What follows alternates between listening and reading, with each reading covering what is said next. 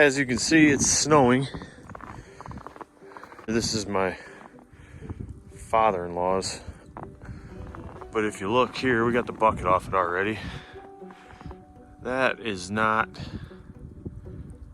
good. They welded a bushing in there and that kind of went out. So we're gonna have to cut that whole piece off of there. And we got parts coming for that. We're gonna take the stick off because it's a little wobbly. And we're gonna replace the bushings up in that upper pin. And there's a little bit of electrical gremlins that we gotta go through, but can't do a whole lot out here because it's snowing. So we're gonna go into the shop and work on some parts for this Mini. So this was the H-link off of that Mini. I think it was, you know, fabbed up at some point. Somebody broke the original one, and that's pretty thin. There's cracks, welds are garbage. I'll set a picture of what the H-link actually is.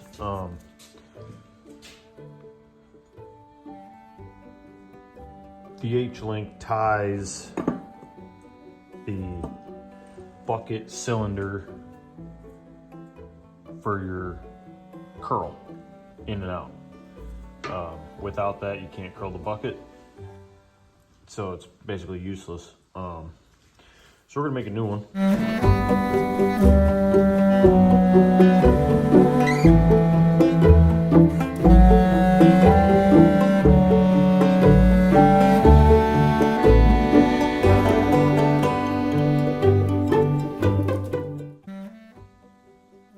To buy one of these, they're pretty expensive. So we got some 1/2-inch plate that was free. We cut the bushings off without damaging them and got all the bad weld off. We're gonna use that Hobart MIG welder right there and get the fish mouths, you know, fitting up nice and tight. And then we're just gonna square everything up and get it all tacked, and we'll put a plate in the middle there. Basically make it look just like the picture I just showed you, and do it all for next to nothing. I got the plate for free off a job, so save us $500 to $700 depending on who you buy your piece through. I'm gonna clean up this disaster of a grinding mess from cleaning those bushings up. I mean, there was welds stacked out to here. I'll show you some before pictures.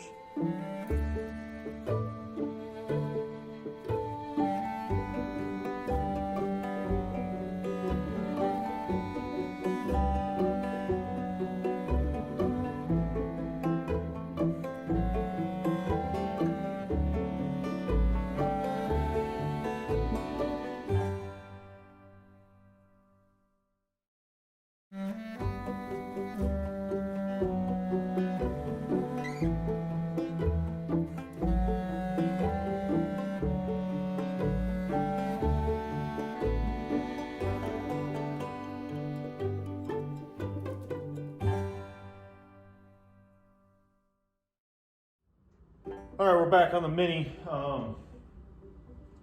My father-in-law was here last couple days,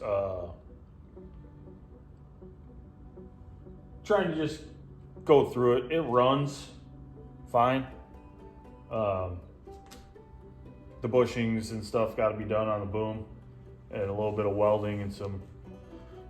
We got to make a piece for the bucket pin. While we're waiting on that, this came with a aftermarket throttle cable because the dial knob is disconnected for you know, whatever reason. Used machine, bought it like that. Father-in-law wants to try to get that working so that the auto idle works and he can just spin the knob instead of pulling on the cable. I'll show you what that looks like. It's kind of awkward the way they got it set up. So we started diagnosing the governor control motor, which as you turn the knob, it pulls on the cable, and it does all that through the wiring harness. So we started chasing wires and checking fuses and all that stuff. I checked the knob itself, and it is doing what it is supposed to do. The voltage readings are in spec. The auto idle switch, that if you set the knob at high idle and then you turn that on, if you're not moving the machine after 5 seconds, it'll divert to idle, so you're not wasting a bunch of fuel. And then as soon as you touch the control levers for the travel or the swing or anything, it'll rev back up to wherever you have the knob set. And that switch has power to it,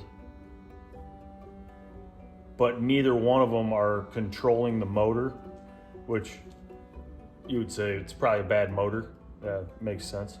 But all that goes to this control box here, and we have power coming to the box and we're not getting signal out of the box to the motor. So when you turn the knob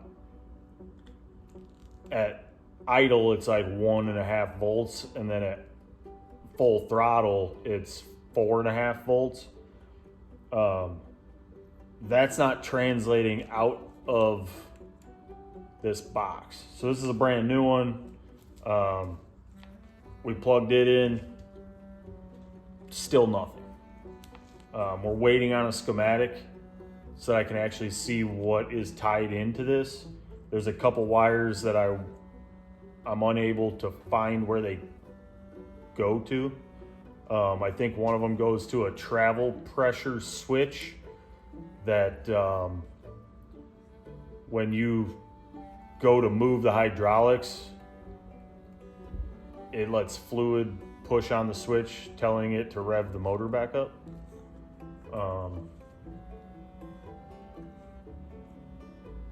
Yeah, none of that's working. So we're digging into that.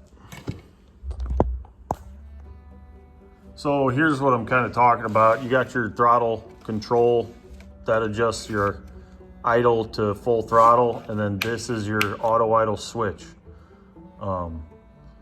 That should control this motor here, which runs a cable that adjusts the throttle linkage.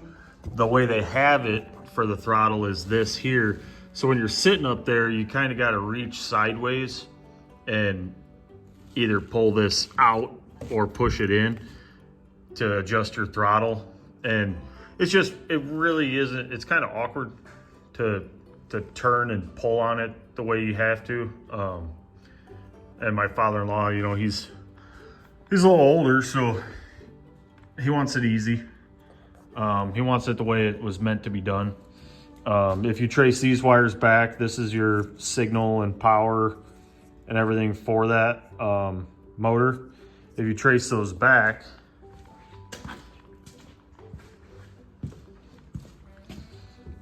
they come to this plug here, which is the out of this box. These wires are, I tested them. They all are connected pin to pin. There's no open wires. None of the wires are grounded to another wire. I did ohm check and all that stuff on them. So you got 5 wires coming out of the box, but you have 8 wires going into the box. And 3 of these are from the knob. and I can rotate the knob and I can see that on this plug. But a couple of these are from other places. We're not sure. I traced one of the orange ones. One of the orange ones is on this plug here, which goes to this relay. And if you need to back pin a, sorry about that. If you need to back pin a plug, it's hard to do with one hand, but the way I have this set up, I can have these connectors plugged into the box, and then I can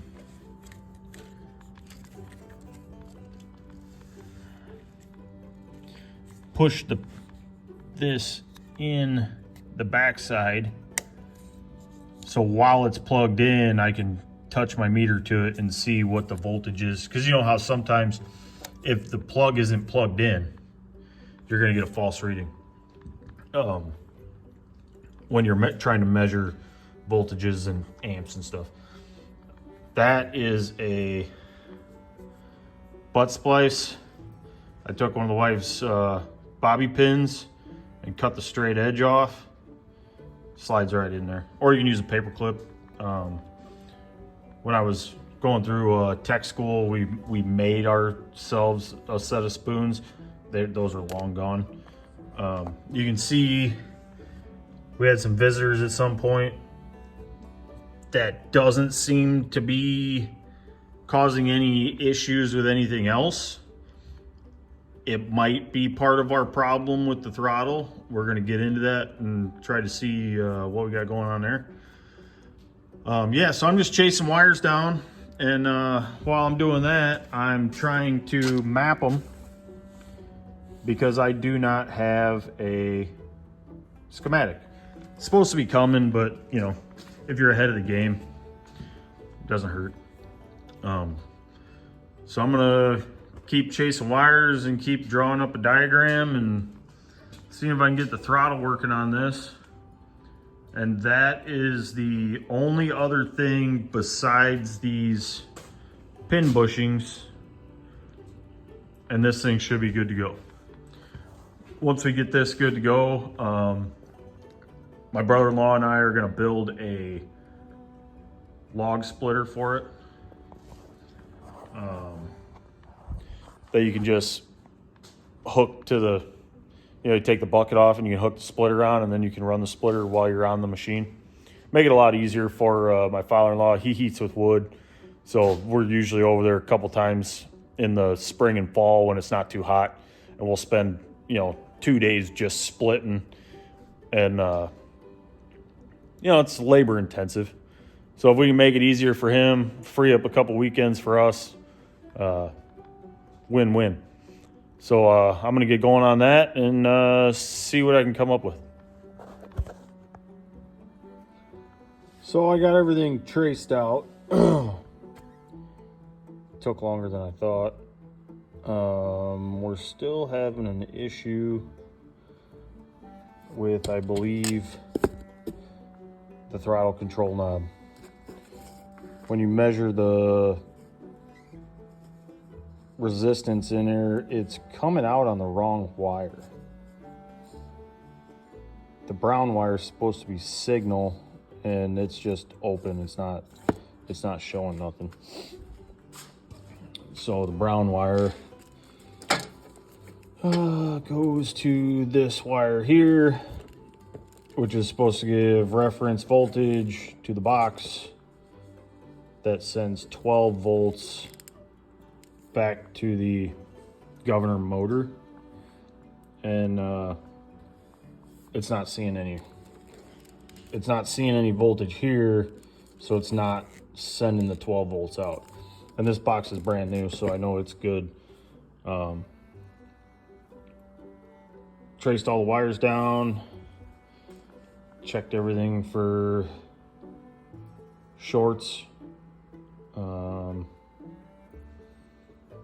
Yeah, we ordered a throttle position knob, throttle control knob, whatever you want to call it. That'll be here 2-day shipping Amazon.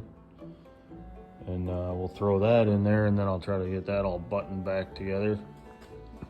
And hopefully we'll get the signal voltage coming through the plug, 12 volts out, and then we can test the motor. I mean, the motor itself might still be bad. We haven't gotten far enough to test it. So I didn't want to just pull it out and bench test it and call it good or bad or whatever without the rest of the wiring being gone through, because then you'll plug it in and stuff still wouldn't work.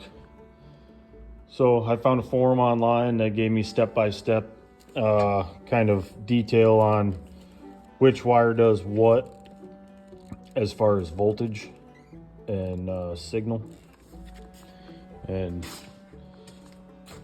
traced them all, mapped them out, and yeah, we'll see where that gets us.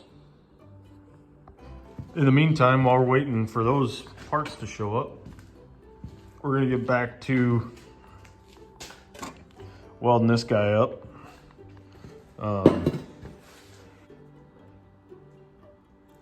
We took a little break from this because we got to get basically the same thing. We got to get one of these made.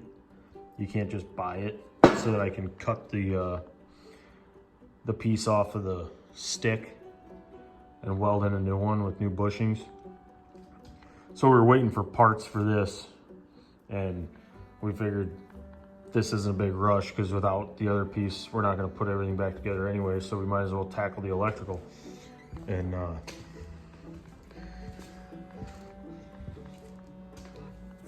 now that we're waiting on parts for the electrical, we'll go back to welding on that, and hopefully we'll get that running.